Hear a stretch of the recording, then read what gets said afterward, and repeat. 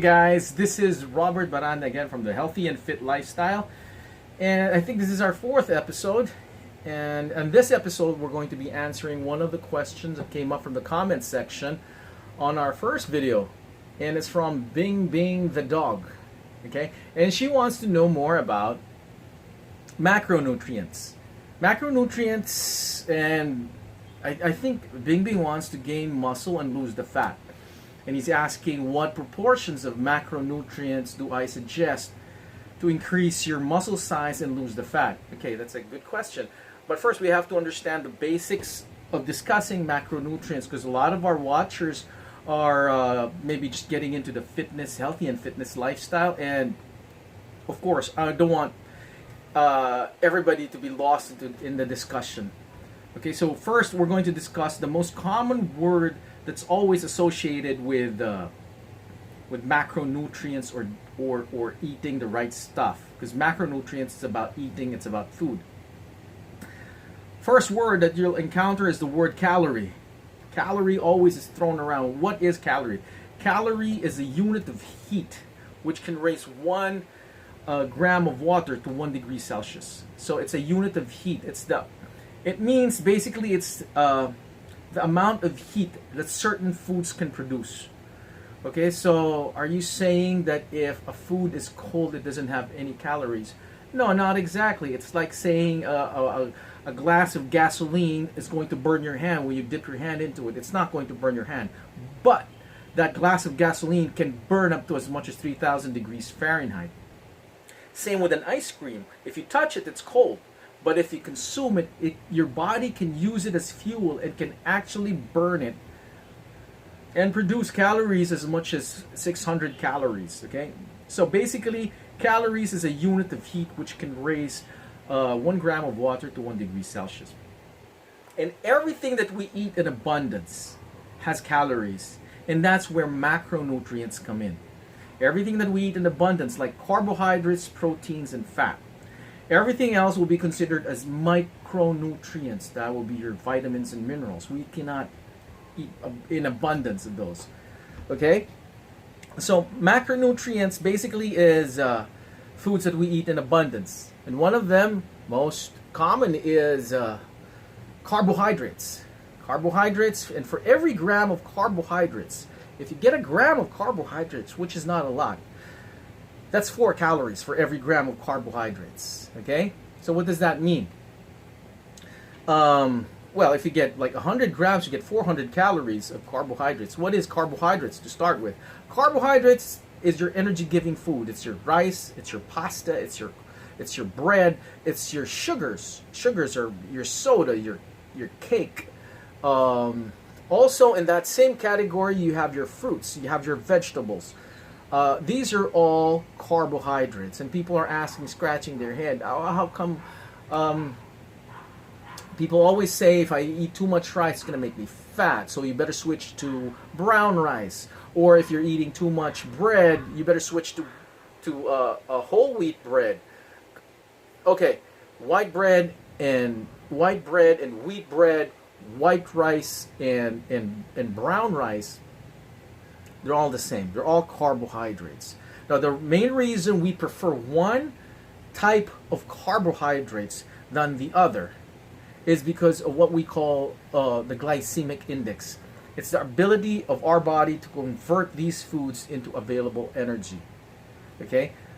Because when we consume foods that are high in glycemic index, it shoots up our insulin and converts everything immediately into into readily available energy, and then some. It means you have too much insulin produced if you eat these highly processed or high glycemic index foods like white rice or white bread, and then you end up with a lot of energy in your body, but that you're not really going to consume. So therefore it is then turned into fat. Okay, so that's why we prefer low glycemic index foods. That's why you don't just count your macronutrients, you also look at the quality of macronutrients that you're going to take when it comes to carbohydrates. Make sure that you're consuming veggies, a good source of veggies, That's one of the main reason bodybuilders, they seem to gravitate on using sweet potatoes, because sweet potatoes has a medium glycemic index. It's not high glycemic index, unlike potatoes or white rice. Okay, so that's the main reasons about glycemic index. Next, we have protein. For every gram of protein, you have 4 calories. Also, very similar to carbohydrates. 1 gram of carbohydrates, 4 calories. 1 gram of protein, 4 calories. But remember, protein is really our building blocks. It's not designed to fulfill our energy needs. That's why even if you consume the same amount of carbohydrates, your glycemic index is not going to react that much. It has very low glycemic index. I mean, your insulin is not going to react that much when you consume protein. Okay, and what would we consider as protein? What we consider as protein are eggs, fish, beef, pork, chicken, or any form of muscle. Any animal that you consume will be a good source of protein. Okay, another common source of protein nowadays, I know it's in your mind, is whey protein. And wow, what is whey protein? People keep on asking me, what is whey protein? Where does whey protein come from? It comes from, the health and food store. No. Well, yeah, but whey protein is actually a byproduct of cheese making. Before cheese becomes cheese, you have milk. You got to put some rennet on it, okay, in order to turn it into cheese. Okay, you have to ferment that milk and turn it into cheese. Now, you have to get rid of the excess water by putting it on cheesecloth. There's a cheesecloth, you put all that fermented milk into that cheesecloth and squeeze this liquid out of it. That liquid coming out of that cheesecloth is your whey. Okay, but unfortunately, there's just too much water into it. So you have to dehydrate it by boiling it, let the water evaporate. That's whey protein concentrate. And then you can also use electricity to separate the protein from the water. That process would result to whey protein isolate. Okay?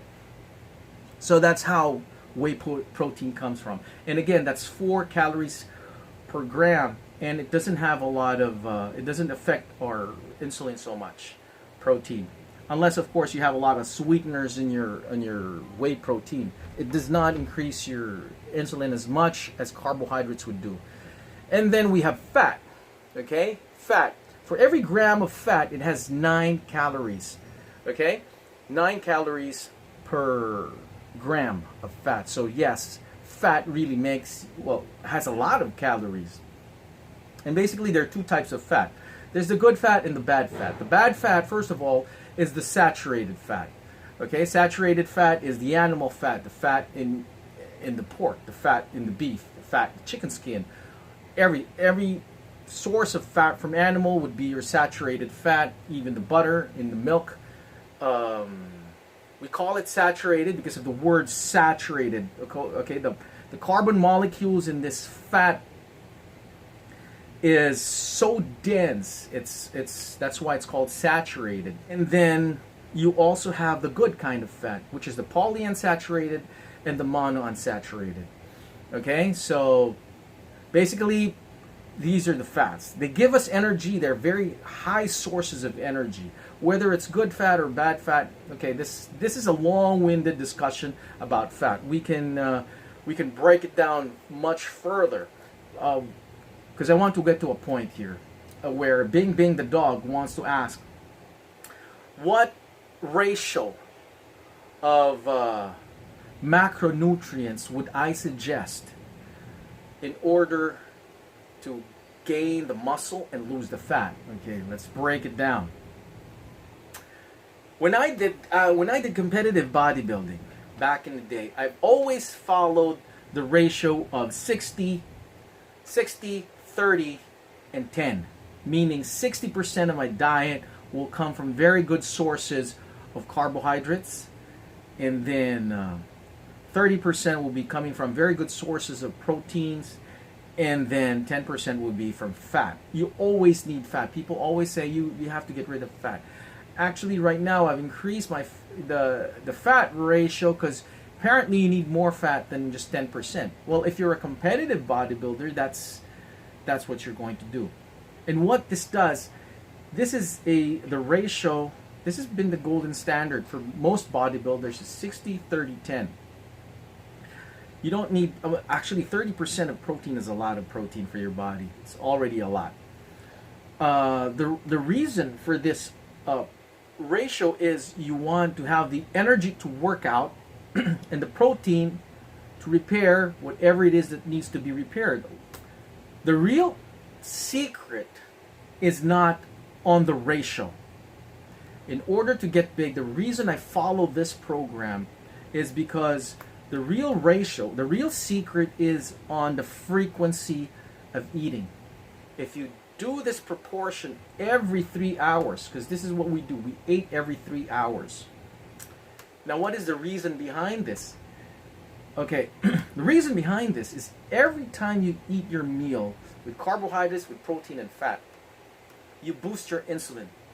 That's what happens.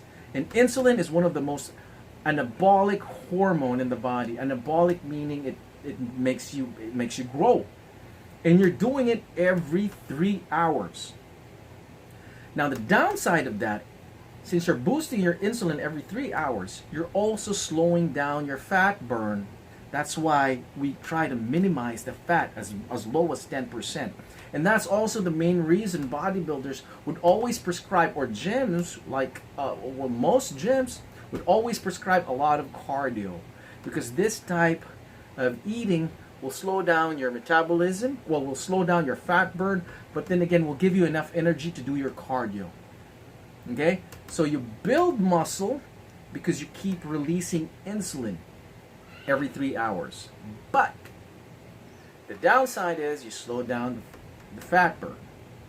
Okay? That's why other companies, a lot of companies have come up with pre-workouts and fat burns, because the whole nutrition program, this is what everybody's doing. Okay? You eat small, frequent meals, good carbs, proteins, and very little fat. Okay? So this is what I did before. If you're a lot older, this is not what I would suggest. But if you're a hungry bodybuilder, you want to build muscle, you want to be competitive, this will be your ticket to gaining a lot of muscle and not a lot of fat. Is this the best program? Oh, not exactly. But if you want to get into that competitive state, then that's a good idea. I hope this video helped you. Bing Bing the dog. That's the end of the video. I hope it could help you. Again, this is Robert Baranda from the Healthy and Fit Lifestyle, saying we'll see you again. Please like and subscribe and share this video. I wanna run away.